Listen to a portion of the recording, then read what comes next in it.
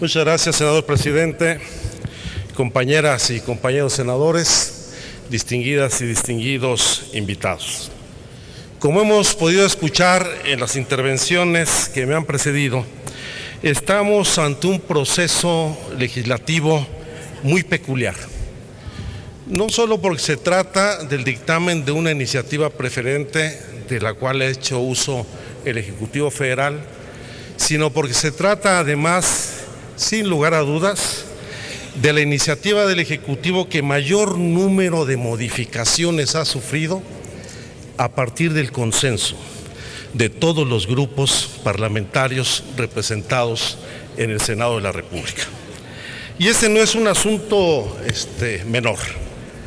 porque no solamente, como lo hemos visto en los últimos debates, ha sido difícil construir consensos, sino que en este caso se han conjugado diversos factores que han llevado a estas modificaciones y a un consenso. En primer lugar, los años que han precedido esta legislatura y 2 años de trabajo continuo en el desarrollo legislativo en torno a los derechos de niñas, niños, adolescentes y los derechos de la mujer, y una actitud de apertura y entendimiento que permitió, sin lugar a dudas, el consenso. Yo debo reconocer en esta apertura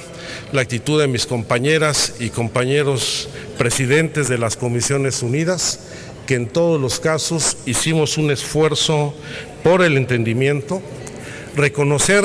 el profesionalismo de los equipos técnicos que también se han venido especializando de manera muy importante,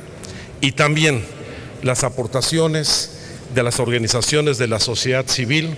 de especialistas, de organismos internacionales como UNICEF, como la Oficina de la Alta Comisionada de Naciones Unidas, que no solo en las audiencias públicas, sino también a lo largo del proceso,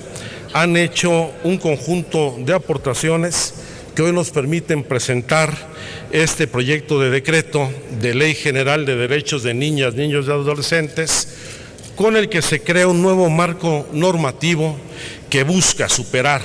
la cultura tutelar e incorporar el paradigma de los derechos plenos de niñas, niños y adolescentes a nuestra legislación, pero también a nuestra cultura y a nuestras formas de convivencia en la sociedad. En este dictamen se parte del principio rector del interés superior de la infancia y la adolescencia, entendido como un conjunto de acciones y procesos tendientes a garantizar un desarrollo integral y una vida digna, así como las condiciones materiales y afectivas que les permitan a las niñas, los niños y adolescentes vivir a plenitud y alcanzar el mayor nivel de bienestar posible. Dentro de este dictamen se han retomado los principios rectores de la Convención Internacional sobre los Derechos del Niño, entre otros, el de la no discriminación por ninguna razón ni circunstancia,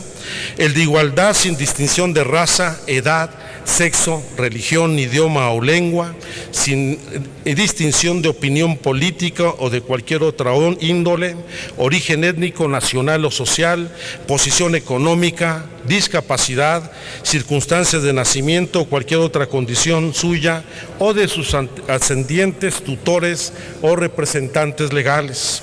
El derecho a vivir en familia como espacio primordial de desarrollo, el de tener una vida libre de violencia y el de corresponsabilidad de los miembros de la familia, la sociedad y el Estado. El dictamen retoma también las reformas constitucionales a los artículos 1, 4 y 73 de nuestra Constitución realizadas en el año 2011 en materia de derechos humanos y de la infancia, la cual ha sido considerada como una de las reformas constitucionales de mayor importancia en el último siglo, pues representa un nuevo paradigma para el respeto, protección, garantía y satisfacción de los derechos humanos y que tiene un impacto decisivo sobre los derechos de la infancia al sustituir la mención que todo individuo gozará de las garantías que otorga esta Constitución por el concepto que todas las personas gozarán de los derechos humanos reconocidos en esta Constitución y en los tratados internacionales ratificados por México, de los cuales tienen el mismo nivel en la jerarquía normativa que la Constitución. Pero también se retoma la reforma al artículo 40 constitucional del 30 de noviembre del 2012, que con toda precisión establece el carácter laico del Estado mexicano. Estas reformas en materia de derechos humanos otorgan un nuevo significado a los derechos de niñas y adolescentes al sacarlos del ámbito de lo privado y de lo local para ubicarlo dentro de los temas estratégicos del Estado, estableciendo los estándares mínimos de garantía de derechos que serán obligatorios en todo el territorio nacional. Se trata, en resumen, de una nueva ley general que deja atrás la visión proteccionista y paternalista y avanza hacia una legislación garantista que asume a las niñas, niños y adolescentes como sujetos plenos de derechos y no como objetos que hay que proteger, lo que implica el cumplimiento de diversas condiciones y varios aspectos que en su conjunto deben integrar un nuevo paradigma de protección integral o lo que se conoce como paradigma garantista. Sin embargo, debemos asumir que la promulgación de esta ley general no cambiará de la noche a la mañana el paradigma tutelar existente en México, ni garantizará por sí misma y de manera efectiva los derechos de niñas, niños y adolescentes, por lo que es importante garantizar su implementación, que se establezcan las nuevas disposiciones en las legislaciones locales,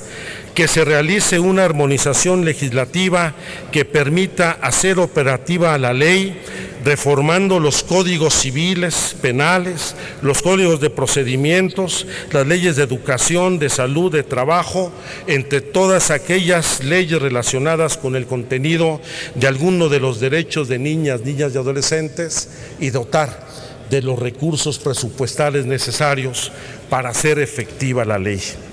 Asimismo, para ser operativo y exigible el contenido de los derechos, se debe construir una nueva estructura institucional que supere el enfoque de necesidades y facilite la garantía efectiva de las prerrogativas fundamentales bajo un esquema integral, sustentable y progresivo. Como puede observarse, y lo hemos escuchado en todas las intervenciones, la iniciativa del Poder Ejecutivo Federal tuvo cambios sustantivos en la definición de la naturaleza y los alcances de la ley,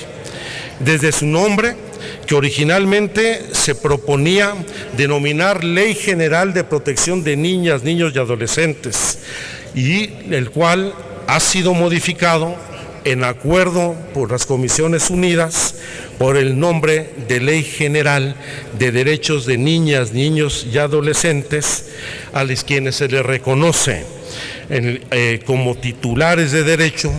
de conformidad con los principios de universalidad, interdependencia, indivisibilidad y progresividad en los términos que establece el artículo 1 de nuestra Constitución.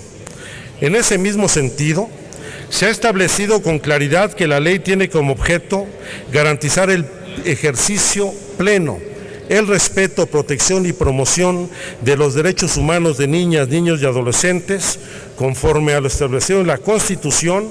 y en los tratados internacionales de los que el Estado mexicano forma parte, bajo un enfoque holístico y en congruencia con el principio de integralidad que concibe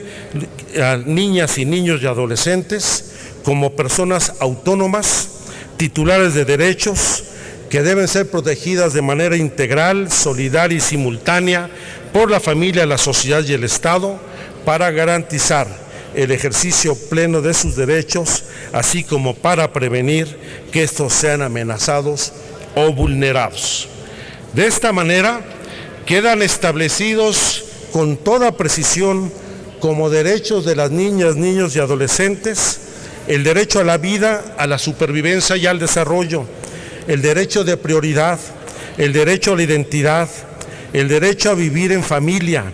el derecho a la igualdad sustantiva, el derecho a no ser discriminado, el derecho a vivir en condiciones de bienestar y a un sano desarrollo integral, el derecho a una vida libre de violencia y a la integridad personal, el derecho a la protección de la salud y a la seguridad social, el derecho a la inclusión a los niños, niñas y adolescentes con discapacidad, el derecho a la educación, al descanso y al esparcimiento, a la libertad de pensamiento, conciencia, religión y cultura,